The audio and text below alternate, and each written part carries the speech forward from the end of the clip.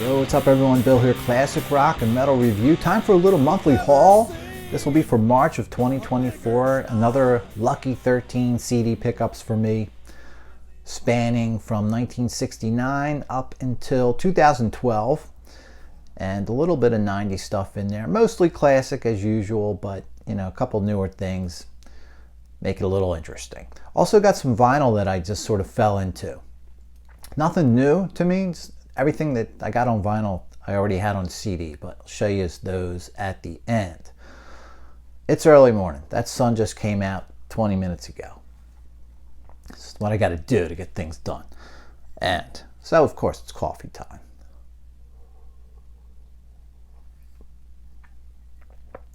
Oh, man. I can see it on my face. I haven't had coffee. All right, man. This is a nice batch of stuff. I think 4 or 5 things from record stores. The rest of them, $3 on eBay each, you know. I only bring that up, man. If you're someone like me, just got back into collecting like 4 or 5 years ago, you don't need to spend $10, $20 on a CD anymore. You really don't. All right, let's start out with some Santana from this is the 1969 self-titled debut. Another Bill Graham link. You know, I'm not going out of my way to do this. These are just the CDs I'm coming across, and I just happened to be reading about them in that Bill Graham biography I've been telling you about lately. In one word, man, this is just a classic. You just got to have this one, you know. You got a couple of hits on here, depending on how you look at it, but you definitely got Evil Ways as a hit. Jingo's kind of cool. And Soul Sacrifice, which of course they was on the Woodstock film, and that was a kind of a mind-blowing performance. Really interesting in that they played Woodstock a week before this album came out. So they were there, you know, just on word of mouth, really. So really interesting stuff in that Bill Graham biography. So for basically the guys in Santana hanging around the Fillmore a year or two before that album came out, just trying to watch music live, you know. And Bill actually caught them breaking in once. They used to break in if they didn't have enough money for tickets. Somehow climb up onto the second floor windows and climb in and make their way downstairs. But this is just an excellent biography. It's just full of stories like that. And actually Bill Graham told them to put some more lyrics in their songs. Apparently they were just a lot of instrumentals initially. And he said you need at least a few songs with some words. So I think this album breaks down about half instrumental, half lyrics. But nice to have this one back in the fold. I had this on tape back in the day. So haven't had that tape in a long time. Santana's 1969 debut. I listened to that on the way up to KK's Priest a few weeks ago. So really cool. Number 4 that album went to, believe it or not. You know, Evil Ways I think got to top 10. On to another 1969 album. Moody Blues. I got to get more of these guys, man. I only have a few albums from them. On the Threshold of a Dream, the third of those magnificent 7 albums that they put out straight in a row. This was the first to go number 1 for them in the UK, also number 1 in France. I've only heard it once and I love it. Familiar with a few songs. Dear Diary, I think, was on This Is the Moody Blues compilation, and then the biggest hit on here, Lovely to See You. Lovely to See You, I always liked that song, you know. I'm not the hugest fan of their hits that got pounded down our throats back in the day, but that was always one that I didn't mind hearing over and over. I really kind of liked their guitar stuff, you know. I really wish they would have done some more songs like Lovely to See You and Gypsy, you know, some rock and stuff. But nonetheless, really good one. Never Comes the Day was the only single off of here, but barely did any sort of damage. But anyone who knows the Moody Blues, you know this is an album band, not a singles band. Had their share of hits for sure, but not really their intent, you know. And nice bonus edition here, or deluxe edition, I guess. Bonus tracks, but there's 9 of them. So full versions, extended versions, alternate vocals. You get the deal. Some live stuff at the end. So I haven't got into that. I just played the main album so far, and it's great. Easy to say that about that album. Another self-titled debut like the Santana. This one, Eric Clapton, 1970. After being involved in 6 or 7 different bands within 4 or 5 years, finally just goes solo. This was recorded end of 69 and I think partially in 70 and released in 70. Self-titled basic version of this original release here, I guess you'd say. Now, deluxe edition came out 20 some years ago or so. Had the Delaney Bramlett mix on the second disc along with some bonus tracks. And of course there's a deluxe edition out there also. I think it's 4 or 5 CDs or what have you. Now, I had a chance to get that deluxe edition when I got this. Record store had both. And I think it was 13, 15 bucks for the deluxe. I decided to go for this on purpose, trying to dial back my jumping in with box sets and jumping in with deluxe editions when I haven't even heard the originals. So this would be case in point. I think it was like 5 bucks. Now, it's got a couple of hits on there for sure, and I like those a lot. I only heard it once, so jury's still out for me on this overall album. The one song on here that I don't really like is Let It Rain. Last song on the album, this song never really did it for me. Probably the only Clapton hit that I could say I just never liked at all. Now, After Midnight's on here, Blues Power's on here. I like those songs. I like most of his hits, actually. They don't bother me. Let It Rain never really did anything for me. One song that is killer, the opener, is called Slunky. It's an instrumental. Man, it's awesome. I just love the effects on that guitar. Of course, the guitar playing's great. Just basically Eric just going at it on his guitar for 3.5 minutes. Love the effects he throws on there. Just this twisting, sounds like it's, this spiraling down a tunnel, whirlwind around the guitar. I don't even know how to describe those effects. They're just really cool. That was pretty cool. That's the Tom Dowd mix, the original mix on that CD right there. So, need to hear that one a little more. Next up, another one where you can say I know there's expanded editions out there. I didn't have the option for that. I ran across this basic original in the record store and just decided to grab it. And this is The Who Live at Leeds from 1970. The original old MCA 6-song version, which I knew that was always a short album. So why was this such a short album to begin with? I have no idea, because of course they recorded a whole concert, actually 2 for this album. I think they just chose everything from the one concert, at least for this version that I know of. Expanded to 14 songs in 1995. It was a 25th anniversary edition. So the band, I think, recorded 4 gigs in 69 to do a live album. It was the Tommy tour, so I guess some of that rock opera stuff wasn't coming across how they liked as far as a live album went. So in 70, they planned 2 shows for the specific purpose of releasing one or both or a mix as a live album. That's our Live at Leeds. So, known as one of the best live albums ever. Going by these 6 songs, I can probably see why. Just sort of jet-fueled rock here. It's almost metal, A lot of covers, but they're done so heavy. Man, they're just great performance. And I need the expanded edition of that. That pretty much served its purpose, just getting a nice taste of those 6 original songs. On to 1973, and another live one, Traffic on the Road. This one was recorded in Germany in the spring of 73, released, I think, October of 73. Island Records, as the band had been, and Chris Blackwell produced this one himself, actually. Now, the performance on here, this overall album, somewhat mixed reviews, generally favorable. Chris Blackwell's production, about the same. It's not the best sounding album ever. You got the Shootout at the Fantasy Factory lineup, Steve Winwood, Jim Capaldi, Chris Wood, Rebop on percussion, and the Muscle Shoals rhythm section. David Hood is bassist, Roger Hawkins drummer, and Barry Breckett is the keyboard player. So that's kind of interesting. I never knew those guys were like a touring band for Traffic until picking this up. So the sound could be better, but I've heard worse too. The performances on here are solid. You don't really pay too much attention to average production when you're getting blown away by a performance. That's how I look at this album. It's a really good live album, and Glad and Freedom Rider on here to open things up, I think, is fantastic. There's not even much Freedom Rider in there. It's mostly a Glad jam. And you get some Freedom Rider towards the end, and they come back out of that, back into Glad. I thought the Shootout at the Fantasy Factory on here was better than the record. I just got that CD a few months back, so I only heard that for the first time not too long ago. And I prefer this version, honestly. That fuzzy guitar that's riffing the whole time during that song is clearer here and like up in the mix versus that studio app. So that's the coolest part of that song, or one of them. And that's clearer here, so I kind of dig this one. The rest of the album, like I said, solid. So that's a great one. I need to hear that again.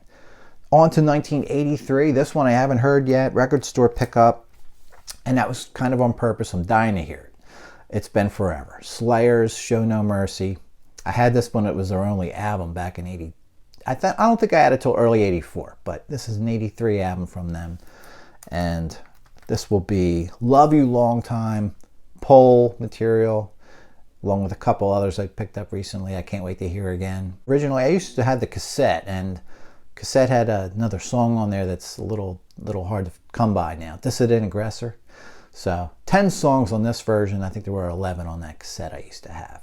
And Brian Slagle of Metal Blade Records discovered these guys. It was at some club and they were opening up and playing a lot of cover songs. Saw their potential just in that and signed them. But I think the band ended up paying for this record themselves as far as the studio costs. So I guess Metal Blade was just the distributor, I'm just going to assume. Ended up being Metal Blade's biggest seller in 83. Which is kind of cool. And looking forward to hearing this thrash, power, speed metal, whatever you want to call it. It kind of fits all those categories. Now another one where the production gets slammed. But, you know, I mean, I can remember this thing not sounding great back in the day. All right, but does it necessarily matter? I think you're missing the point if you're paying attention to production value when you're listening to Slayer, right? I mean, come on, man. It's like a holocaust of the brain. And, you know, it's its own thing. You know, this is as heavy as I ever got. But you need something this heavy in your life, I think. I probably lacked, like, standout songs, I would say. It was one of these albums where you put it on and it was really not that easy to distinguish one song from the other. I'm talking back in the day, 11 songs in a row. Kind of all sounded like one long song in a way. A couple of standouts. I would say Die by the Sword. I used to love that one. And Black Magic. Those two were my favorite two. There might have been one or two others that I'm not recalling them by the titles of the song. But great to have Slayer's Show No Mercy back in the lineup, in my face. I can't wait to get to that. Possibly today. It's a Saturday. It's nice out. There's going to be some windows open and some Slayer going to be heard in the neighborhood. I'm really looking forward to that one. Next up, here's some cool stuff. In the studio. I don't know how many of you guys have any of these in your collection, but I think I'm going to do a whole episode on these because I have about 6 or 8 or 10 of them. In the studio with Redbeard. This is 10th anniversary of Get Lucky. And this one only ran like $7 on eBay, so I grabbed it, kind of stumbled across it. These generally go for like $20 and $30 and stuff. So I'm like, all right, for $7, let me check it out. These pretty interesting throw on. Change of pace once in a while. And it actually starts back before the debut. So you actually get 2 songs from the first album. How the band kind of got together and so forth. Kind of cool stuff. And then on to Get Lucky. Big rise of that album and so forth. So the usual stories of climbing to the top and how they got there and stuff. They're cool. I like listening to these things. And nothing crazy revealing except that one thing I would have never, I did never notice it because I had this album, I had Get Lucky back in the day. And I think the first album too. And I played that album all the time, man. I love that thing. And I would have never noticed this had not been for this in the studio. So I guess there was one revealing thing. The drummer, Matt Fournette, used to use basically a disco approach to the bass drum, where he would just hit that bass drum every single beat, you know. So instead of every other beat, off beat with the snare, he played it with the snare. So every single beat was a bass drum. Not on every song, but on a lot of their songs. And I never noticed it. And as soon as they mentioned it, and then I think they put on Working for the Weekend or something, and several other songs are like that, which, you know, just to keep things moving. I guess they played a lot of bars, and when you're playing bars, you know, you got to get people dancing or else they're not into your music kind of thing. So they just noticed that when he did that, more people would be up. So that came from before Get Lucky, but they used sort of maximized it at that point. They called it the 4 on the floor approach. So anyway, it was a pretty good little pickup for $7. I like the in the studio albums. Like I said, I got probably about 8 of them. Some Sabbath, Eagles, Almonds. Maybe we'll do a whole episode of that coming up soon. Some just random pickups of standalones that I got for like $1.50 on eBay. I don't know why I didn't pick up more of these, but this dude was selling the Holy Diver. I have deluxe edition back on the shelf. A standalone for $1 or $2. Yeah, I'm not really in love with the production on those original deluxe editions anyway. Totally lacking bottom end. I don't know if this is going to be any better. I haven't heard it yet, but let's throw on some old Warner Brothers version of Holy Diver, and dude also had Last in Line, so I think $3 for the 2 of these. You just got to do it. Even if you already have it, you just buy it again. So that should be cool. I'm going to check out if there's any difference between this and the deluxe editions, like 2010, 2012, whatever those were. I did not like the production on them at all, man. I like some bass, That's really buried on those 2 releases. 88 for Neil Young and the Blue Notes. This Note's for You. I wasn't expecting much out of this. I heard this back in the day. It wasn't great. It was a couple bucks, so I grabbed it. It's been 30 years, 35 years. Let me check it out again. And, I didn't really listen to this under best of circumstances, honestly. I need to hear it again, but it's okay. It's nothing great. Just Neil sort of rocking with some horns behind him. Now, one thing, though, it's really kind of screwed up. This Note's for You, the title track, right? It's 2 minutes long on here. I mean, I know for a fact I heard this on the radio for 4 minutes. Saw videos, probably 4 minutes long. What's up with this 2-minute version of the only really great song on here? And that's not even great, but it's okay. And definitely a reason to hear this album, and you get half the song. I didn't realize that when I got that, so kind of a little crazy. 1990, moving right along, got some Queensryche, Empire. So, love the EP. Really like The Warning, that's great too. Rage for Order, I picked that up again last year. I still haven't thrown it on. I used to have it back in the day. That one, I feel like I was trying to get into that one when I started kind of getting out of metal, late 80s. So I don't know if I ever fully got into that. Operation Mindcrime, I'm not sure if I own that or not, honestly. So by Empire, I was done with these guys. So slickly arranged, slickly produced. It is kind of a really good rock metal opera kind of thing, or theme album. This another one that lacks bottom end to me. I mean, there's other than a couple of parts on this record where the bass is kind of the only thing going on, the bass is lost, it's just no bottom end, and it's kind of annoying. However, the production otherwise is really, really good. And it's a pretty damn good record, I got to admit. I only listened to it once, and I'm kind of ready for another listen to this. It was interesting, good. If it's a theme album or metal opera, whatever you want to call it, it's pretty good. I'm up for hearing this again, and my first time hearing this one.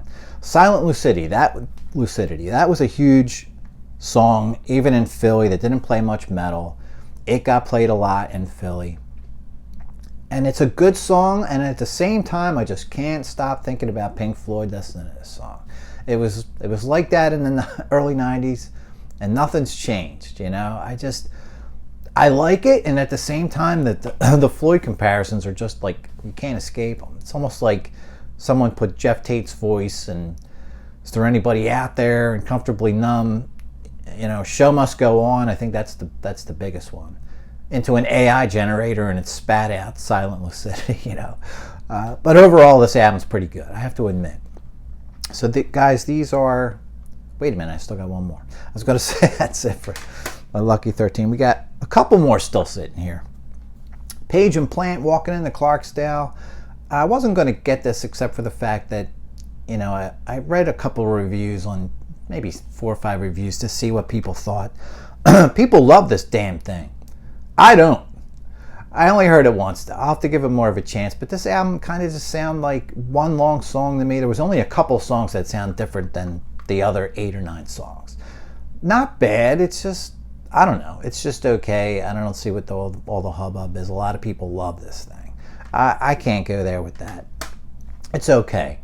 I don't think I'm going to be reaching for it too often, but I do need to give it another shot. It's only been played once by yours truly. And last but not least, Joe Walsh's Analog Man. I listened to this on the way up to KK's Priest also. This is really good, man. I'm pleasantly surprised with how classic this 2012 album Joe Walsh's sounds, Analog Man. It does distinctly sound like a Jeff Lynne produced record, but not overbearing in that way, and you guys know what I mean.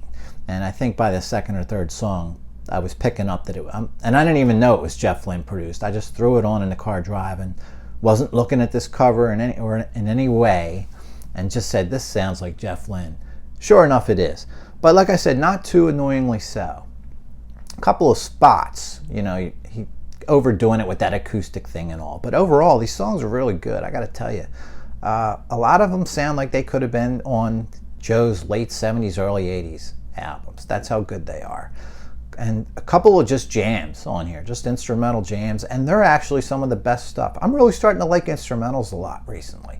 Not sure, the last 3 or 4 albums I had that had more than a few instrumentals on them, kind of my favorite songs on the album.